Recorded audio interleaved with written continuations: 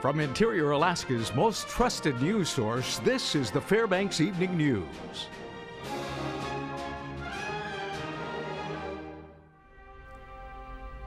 Good evening. Thank you for joining us. Wild weather continued in parts of the state today. As many as 25,000 Matanuska Electric Association customers lost power this morning when a tree knocked out a primary transmission line. By 8:15 a.m., about 6,000 people were still without power. Matanuska Electric Association, Municipal Light and Power, and Chugach Electric all reported outages due to high winds last night. On Kodiak Island, winds as high as 70 miles an hour took down trees and power lines. Our area was a warning for hurricane force winds. We lost power in our house, and so it was really quiet. We could hear trees falling around us in the woods. We're kind of nestled in the woods there. Kind of scary at some points, but we kept hearing these cracks, and we thought it was a gunshot, and we realized that trees cracking and falling around us. I don't even know if they've reached the spot where the power line was down because there's so many trees in the way. With temperatures rising into the low 40s today, you would have expected the roads to be a nightmare. However, thanks to the efforts of the DOT Northern Region Maintenance crew, most roads were very safe. That's because early this morning, crews were dispensing this combination of syrup salt and other federally approved safe ingredients in a brine to all the major roads throughout the interior. The maintenance superintendent uses a computer program to determine when the mixture should be applied. It is then distributed by trucks that spray out a fine mist, coating the roads and prohibiting ice from forming. Today's temperatures and events caused frost and icing on our pavement, so we're using it to de-ice. We're putting it down about 22 to 25 gallons a lane mile. What this does is it causes the freeze point to lower to a point where that ice and the frost that's on the ground is going away. It's disappearing. DOT says the chemical mixture is non-corrosive to vehicles and will not contaminate water supplies. An environmentally friendly makeover is in the works for the bus fleet at Denali National Park and Preserve. Park officials say transportation concessionaire Doyon Amrak is proposing to integrate up to 20 buses run on propane instead of diesel fuels. The proposed vehicles are expected to reduce greenhouse gases, drive more fuel efficiently and quietly. Park employees say less motor noise will be beneficial to wildlife viewing. Around 10 propane buses are already in production. The transition accounts for a fifth of the fleet and may take up to 3 years to fully implement. Denali National Park Commercial Services Specialist Andrew Gerch says the concessionaire plans to combat the unsteady supply of propane by building and operating a park fueling unit. Gerch says the buses can be more easily converted to run on other fuels in the future. Propane buses are much more easily converted to natural gas technology than other alternative fuel technologies, particularly hybrid electric vehicles. So if there were to be a local supply of natural gas, that could definitely be an option for us, not to mention for the community and vehicles that use the road corridor. Fairbanks police are looking for a man who walked off with a Walmart TV set. Police are requesting assistance in identifying the person seen here. Now, on December 28th, he walked out of Walmart pushing a cart with the large television set in it without making any attempt to purchase it. If you recognize this person, please contact Officer Doug Wellborn at 450-6555 at the Fairbanks Police Department. All right, when we come back with the new year approaching, resolutions to lose weight are a good idea, but there are correct ways to do it, and we'll explain. Also, it has been a tradition for 26 years, and tomorrow night it will continue. We'll take a look at this year's Sparktacular fireworks preparations. Stay with us. And welcome back. As we gear up for 2016, we continue to look at popular New Year's resolutions. Today, Sarah Dubowski takes a look at healthy eating. The second most common New Year's resolution is to eat healthier. But according to experts, good intentions aren't enough. The first word of advice for any change is to set realistic expectations. No one gains 20 pounds in a day or even a week, so expecting to lose it that fast is unrealistic. Set your expectations at long, slow, gradual change. Who wouldn't want to be in a completely different shape with a completely different image of themselves a year from now? But most of us don't have the patience to look a year out. And if you really want to achieve great results, you need to be looking at several months, 6 months, maybe even a year. Another thing to remember is to find a meal plan that works for you. Overdoing it by only eating certain foods and not allowing yourself to enjoy treats once in a while is a sure way to backslide. I think the nutritional plan that is the best is the one that works for you, that's sustainable, and still allows you to enjoy food. Where I think we all fall off the diet bandwagon is in places where, oh, I just want that one cookie, or I deserve that special treat. You have to have room for special foods on holidays or special foods that are important to your family. Another tip is understanding that every person is different and nutrition is not a one-size-fits-all approach. Figure out what works for you and your goals. Nutrition can be somewhat of a guessing game, and it can sort of be a little bit of a science experiment. Everybody's body's different and everybody reacts differently to certain foods and stuff like that. So it's kind of a figuring out what works best for you. Sarah Dabowski reporting. Members of the public had the chance to learn all about fireworks during a presentation by the technicians behind the annual New Year's Eve Sparktacular event held at the University of Alaska Fairbanks. Reporter Ryan Grimes delves into the history of the event and how preparations are being made for the show tomorrow. New Year's Eve Sparktacular event was started by Mike Thomas 26 years ago with help from the university. The show has since garnered several sponsors and is regarded as a tradition at UAF. Well, it started off many years ago when you couldn't do it on the 4th of July because of all of our sunlight, and a number of us got together and decided, well, wouldn't it be fun to have an event on New Year's Eve? So our Curling Lions and some of our other sponsors put it together and contacted Rodney Clark from Alaska Pyrotechnic, which are doing it again now. Today, Alaska Pyrotechnics, a family-owned company, held a presentation about the legal and physical challenges of organizing a fireworks show in the 49th state. The owners dubbed Thomas as King of Sparktacular during the presentation. The company is in charge of setting up and discharging over 1,000 different fireworks over UAF for Sparktacular. Pyrotechnician Linda Clark says there are some unique challenges ahead for the show this year due to warm and windy weather. Tomorrow's show in particular is going to be a harder show, only that we're shooting the majority of it manually tomorrow rather than electronically, which we've done in the past. So we have a lot more shooters, we have a lot more action happening. We have a lot more safety guys standing by. The University of Alaska Museum of the North will also be open for the occasion. Museum exhibits and hot chocolate will be free to the public. Before the show, there will be a snowflake creation animation displayed outside on the front of the building. Communications manager Teresa Bacher says the museum has been a popular location for spectators. We wanted to be open and let people come in, and they can actually come and see the galleries. They can, visit with friends, see people they haven't seen. We get more people through the museum in those 2 hours than at any other time of the year. We get 1,500 people easily coming through the museum. We do have some snacks. Those will run out, so you want to get here a little earlier. Don't expect there still to be cookies after the fireworks, but we open an hour before the fireworks start. The New Year's Eve Sparktacular is scheduled to start at 8 o'clock on the west ridge of UAF tomorrow. This is Ryan Grimes reporting. I feel like we should say, ooh. Yeah, pretty much. It's amazing. Some years they've actually had to postpone the event because it's so cold. Not going to be the case this year. Can you believe the temperatures? It's amazing. It truly is. Let's take a moment to appreciate these, really. Okay, and Joe Cook is next with sports and gives us a heads up on the New Year's sports action for local teams. Also, the year in review continues with Interior High School sports. All that and more with Joe after the break.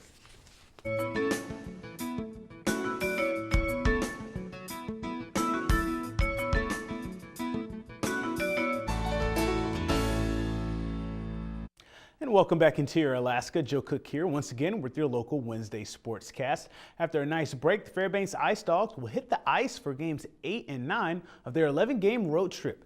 The team probably had this weekend circled. Fairbanks will ring in the new year against the Ashton Rebels. If you remember, the Rebels were the first team to sweep the Ice Dogs, and they did that at the Big Dipper. The Ice Dogs have won 7 of their last 8 outings.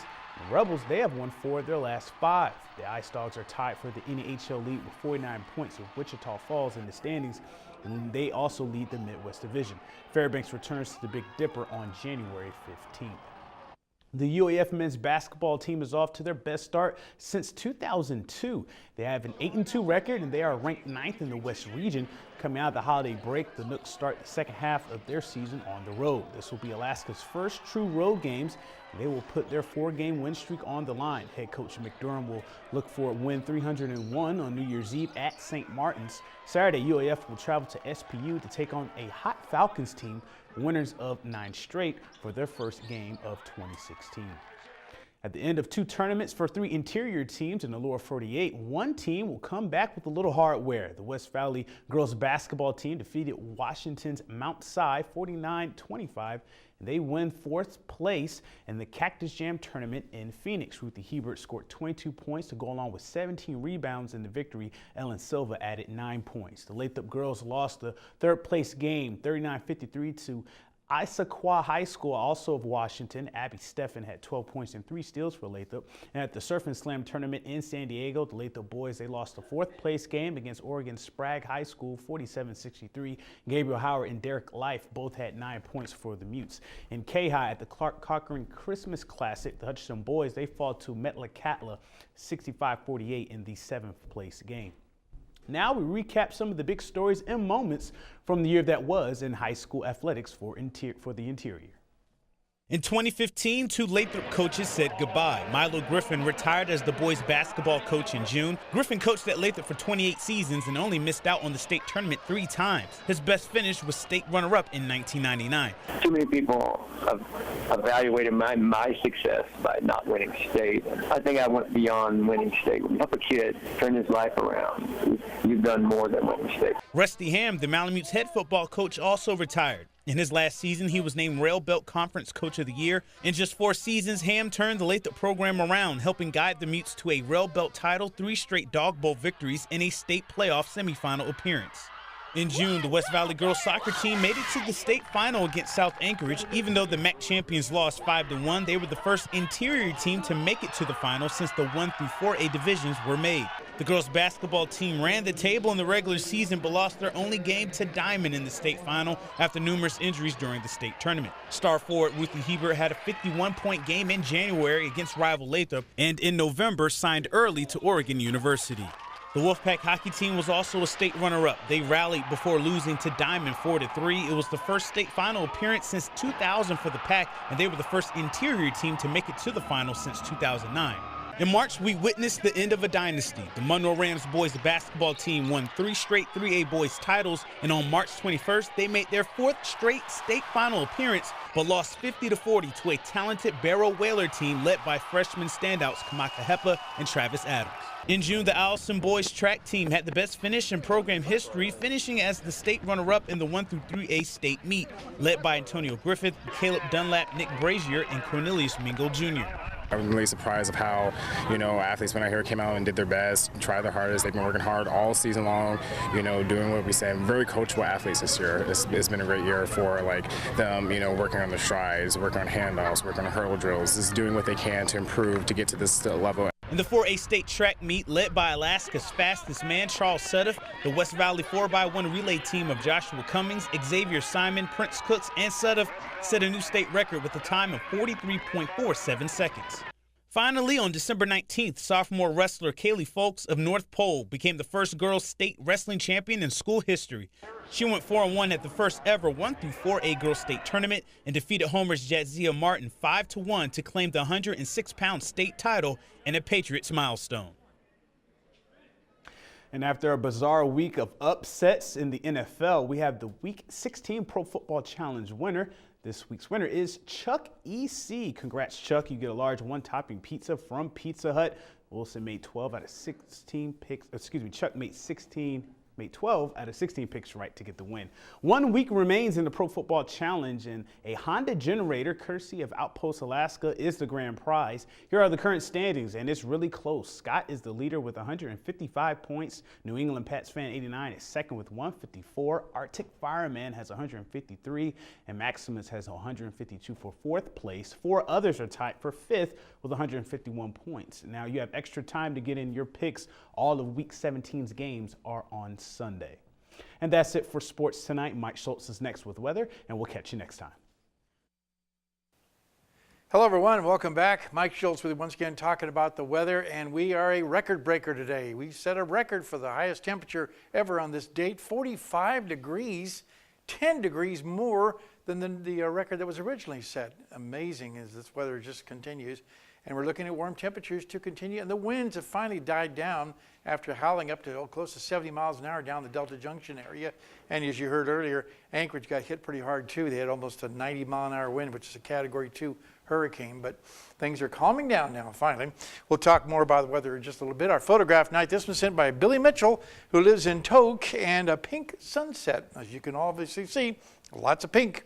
And really a nice photograph. And as always, if you have a photograph to share, send it to photos@ktvf11.com.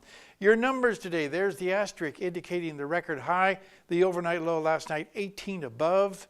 And our record low was 57 below. That was in 1961. Your sunrise and sunset, about 3 hours and 55 minutes. That's a gain of almost 3 minutes from yesterday. On our satellite and radar, there's all of the flow from the south blowing through, and the sky's starting to clear out pretty nicely across much of the interior. The next system sitting down there, but not nearly as intense as this last one was, so hopefully the winds will definitely be calming down. Over southeast Alaska, looking at a lot of rain and snow there too, and around the Anchorage Bowl, it's not too bad, but Prince William Sound looking at some heavy snowfall for the Thompson Pass area and also in Valdez. The rest of the state looks like this. Over southeast Alaska, rain all day long at Juneau's, 34 degrees, also rainy at Ketchikan, 33. There's the Anchorage numbers, 41 degrees. They got up to 46 today before cooled down a little bit. Kodiak at 41 degrees. Cold Bay, right around freezing, 32 degrees. Up and down the west coast, temperatures very comfortable this time of year, 32 degrees at Nome, 34 at Bethel, and then you cross back over into the cold air, 11 below at Barrow and 7 above in Fort Yukon. Lower 48 weather, things are calming down there finally after all that horrendous flooding they have going on across the Missouri Valley and right on down into parts of Texas too. The good news is no rain is expected for at least 4 days. The bad news is the waters are still rising from all of the rain that accumulated. And over to the eastern side of the country, this is what's left of that frontal boundary that brought such tremendous volatile weather with it. While out to the west, things are calming down also. Colder temperatures expected to move in, but things are going to be changing. In fact, this weekend, it looks like an area of low pressure is going to be developing off the west coast, and that is the first beginnings of what could possibly be the effect from El Nino, because next week, as you see here, a lot of rain expected to move into Southern California. It's welcome to see the rain, but with all the fires they had, localized flooding and mudslides are possible. More mountain snow is expected in the Sierra Nevadas, so that'll start to help to break the drought situation there. Okay, our weather fact for tonight concerns Anchorage in 1955. They reported their all-time record snow depth of 47 inches. To show you really the comparison, today's depth is only 12 inches on the ground. Amazing what those records show you. Again, thanks to Mount McKinley Bank for sponsoring our kids' weather each night. And next week, the kids return to school, and we'll also have Salsa Elementary School starting off our kids' weather for this year on next Tuesday. Our forecast for tomorrow for the northern sections, chance of snow at Barrow and Nome, mostly cloudy skies in Fort Yukon. Here in the interior, it looks like for the most part, just mostly cloudy skies for Fairbanks. Rain and snow showers are possible in the Healy area and a chance of snow at Delta. Over southeast Alaska, looking at rain and winds for Juneau with periods of rain for Ketchikan, so wet forecast there. Over the southwest part of the state, partly cloudy skies at Cold Bay, snow showers at Bethel, and rain and snow for Kodiak. And over the south central regions around the Anchorage Bowl, rain and snow showers with scattered showers across the region, the entire region, looking at snow shower activity. Our forecast for tonight for the Fairbanks area, warmer in the hills, a little bit of inversion going on. Otherwise partly cloudy, still 20 degrees for the overnight low. You're not going to see that very often in January. 31 degrees for the high tomorrow. Cloudy skies, just a slight chance of snow. It should not interfere with the Sparktacular tomorrow night.